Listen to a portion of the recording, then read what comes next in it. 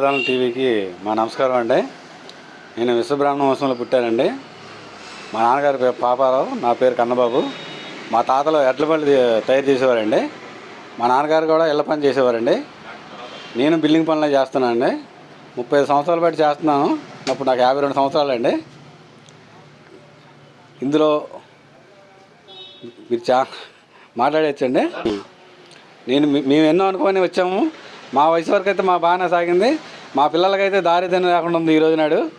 ఎందుకంటే ప్రతిదీ చదని, కర్ర రేట్ ఎక్కువైపోయిందని, ఇవన్నీ పీవీసీ అని, గ్రానైట్ అని వాడుతున్నారు. వాటి వల్ల వాళ్ళకి సుఖం లేదు, మా జాతికి అంతరించిపోతుంది, మా విశ్వబ్రాహ్మణ జాతి. ఎందుకంటే మాకు పనులు లేవు ఈరోజు నాడు. ఒక బిల్డింగ్ కడితే ఒక గుమ్మం పెడుతున్నారు, ఉన్నాయని యూపీవీసీ అని, గ్రానైట్ అని పెట్టేసుకుంటున్నారు. కబోర్డులు కూడా ఈ వుడ్ వాడకుండా అల్యూమినియం అని, లేకపోతే ఐరన్ అని వాడుతున్నారండి. దీనివల్ల వాళ్ళు ఇబ్బంది పడుతున్నారు, మేము ఇబ్బంది పడుతున్నాం. వాళ్ళు ఎలా ఇబ్బంది పడుతున్నారంటే శాస్త్రయుక్తంగా ఇల్లు కడతలేదండి. ఇప్పుడు అంటే ప్లానింగు ఈ పురోహితులు వేసే ప్లాన్ వరకు వెళ్తుంది, ఇంజనీర్లు స్ట్రక్చర్ ఇస్తున్నారు తప్ప మా వడ్రం పనికి అయితే ఏ ఉపయోగం లేదండి. అలానే వాళ్ళకి ఉపయోగం లేదండి. ఏ ఇంట్లో కూడా ఎవరు సుఖశాంతులతో ఉండట్లేదండి. దానికి కారణం ఏంటంటే ఇదివరకు అన్నీ పాటించేవారు. ఒక 50-60 ఏళ్ళు 70 ఏళ్ళు ఇల్లు కూడా ఇప్పుడు ఈరోజు ఉండాలి. మన మురళీమోహన్ గారు చూడండి, స్టార్ట్పర్లో ఆయన ఇల్లు అలా 2-3 కోట్లు ఖర్చు పెట్టి చేయించాడు. ఎందుకని ఆ స్ట్రక్చర్ పాడవకుండా ఆ తాతల నాటిది నిలబడాలని.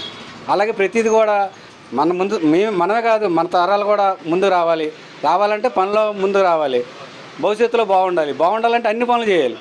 ఈ రోజు నుంచి 70-80 సంవత్సరాలు బట్టి కూరగాయలు ఎలా తిన్నాము, మంచిగానే కదా. అలాగే జీవన విధానంలో వుడ్ కూడా మనకు ఉపయోగం, దాంట్లో జీవం ఉంటుంది, అది తెలుసుకోవాలి మానవులు. ఆ జీవాన్ని మీరు చూడండి. కావాలితే కలప ఎలా ఉంటుందంటే ఇటుకు కలప అనుసంధానం. వేసవికాలం ఎండగా, వర్షాకాలం వచ్చేటి చెమ్మగా ఉంటాయి. వాటిలో చూడండి, తలుపులు చూడండి, వర్షాకాలం వచ్చేటి పట్టేస్తుంటాయి, వేసవికాలం ఫ్రీగా ఉంటాయి. అంటే దాంట్లో జీవం ఉంది. ఆ జీవం లేకపోవడం వల్ల ఉన్న ఇళ్ళల్లో మన సుఖశాంతులు ఉంటుందని నేనే చెప్పగలుగుతున్నాను. అలాగే చెద అంటున్నారు. చెద అంటే ఫిల్లింగ్లో ఇసుక వేయాలండి. ఈరోజు బొస్క గ్రావెల్ వేస్తున్నారు. అది వేయడం వల్ల ఏంటంటే ముందు చెద అక్కడే స్టార్ట్ అవుతుంది. అది నెక్స్ట్ మెయింటెనెన్స్ అండి. నేను కట్టిన ఒక 20-25 సంవత్సరాల బిల్డింగ్లు ఈరోజు చెదలేవండి. ఎందుకంటే వాళ్ళు అలా మెయింటైన్ చేస్తారు, వాళ్ళకి అమ్మవారు. వాళ్ళనే కాదండి, మా ఇల్లు 20 ఏళ్ళు అయింది నేను కట్టి, నేను ఇసుక వేసాను, నా ఇంటికి చదలేదండి. ఇలా చదని అపోహంతో ఉన్న మంచి అన్ని కోల్పోయి లేనిపోయినట్లు మనం ఆశలు పడి అది ఆనందాన్ని కోల్పోతున్నాము, బాధ్యతపరంగా మనం నడవలేకపోతున్నాం. ఇవన్నీ తెలుసుకొని శాస్త్రవేత్తలు కానీ, పండితులు కానీ, ఇంజనీర్లు కానీ దీని మీద మళ్ళీ కొత్తగా ప్రణాళిక తీసుకొచ్చి అది 70-80 సంవత్సరాలు బట్టి ఉన్నాయి కదా, వాటికే ఏమీ లేదు. ఇప్పుడు కలెక్టర్ ఆఫీస్ చూడండి, అది ఇప్పుడు ఒక 50 ఏళ్ళు పైన అయింది. ఇదివరకు పెద్ద హాస్పిటల్ కూడా ఉంది, రీమోడల్లో పోయింది కలెక్టర్ ఆఫీసు. ఇవన్నీ అప్పుడు రాతితో కట్టినవి చెక్క గుమ్మాలు, చెక్క కిటికీలు. మరి వాటి చదింది రాలేదండి, ఇవి కూడా పోవాలి కదా ఇప్పటికే. ఇప్పుడు మనం ఈ 10-20 సంవత్సరాలు బట్టి చదాన్ని అన్నీ మానేస్తున్నాం. అది ఎందుకు పోవట్లేదు, దాన్ని కూడా మనం పరిగణలో తీసుకోవాలి. తీసుకుంటే కదా మన భావితరాలకి. ఇప్పుడు ప్రతి వృత్తుల్లోని అంతరించిపోకుండా చేసుకునేది కదా మానవ జీవితం. ఇప్పుడు వ్యవసాయంలో రైతు లేకపోతే ఆ పండి చూడండు, తిండి ఉండదు. అలాగే వడ్రం పని, ఆ చెట్లను వాడటం వల్ల మనకి ఆక్సిజన్ ఇవన్నీ వస్తున్నాయి. అలాగే మనం ఇంట్లో ఉండాలంటే జీవం ఉన్న కర్ర ఉండాలి, అప్పుడే మనకు అన్ని ఆరోగ్యాలు వస్తాయి.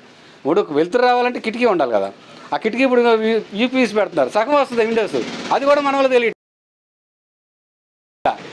24 గంటలు ఏసీలో ఉన్నారు, తెల్లారితే హాస్పిటల్కి వెళ్తున్నారు. ఇది ఎందుకు అర్థం అవ్వట్లేదు, ఈ మైండ్కి అర్థం అవ్వట్లేదు. అదే తిండిలో కూడా అన్ని కల్తీ రకమే తింటున్నాం. ఆ కల్తీ రకం ఎక్కడి స్టార్ట్ అవుతుంది అనేది ఎవరు పరిగణలోకి తీసుకోవాల్సి వస్తే ఏంటంటే మనమే చేస్తాం. ఇప్పుడు ఎక్కువ కావాలని దాని మీద ఆధారపడుతుంది తప్ప ఉన్నదే సంతృప్తిగా దీన్ని బతకాలని జీవనాధారం మనిషి కోల్పోతున్నాడు. దీనివల్లనే అనారోగ్యాలు స్టార్ట్ అవుతున్నాయి. ముందు ఇది మానేసి ఏ హాస్పిటల్కి వెళ్తే బాగుంటుంది, ఏ స్కూల్లో బాగుంటుంది, ఇది అసలు ముందు మనం జీవించుంటే కదా ఆరోగ్యం ఏది చేయటం కదా. అసలు జీవన విధానంలో మార్పు వచ్చాక ఇవన్నీ మనం చేస్తే ఉపయోగం.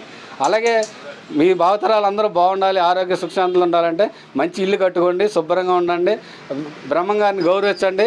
ఆ బ్రహ్మంగారు చేసే పని మాలాంటి వాళ్ళు విశ్వబ్రాహ్మణులందరినీ గౌరవించి మా పనికి ముందు తరాలు కూడా కల్పించమని మేము ప్రజా వేదిక మీద అడుగుతున్నామండి.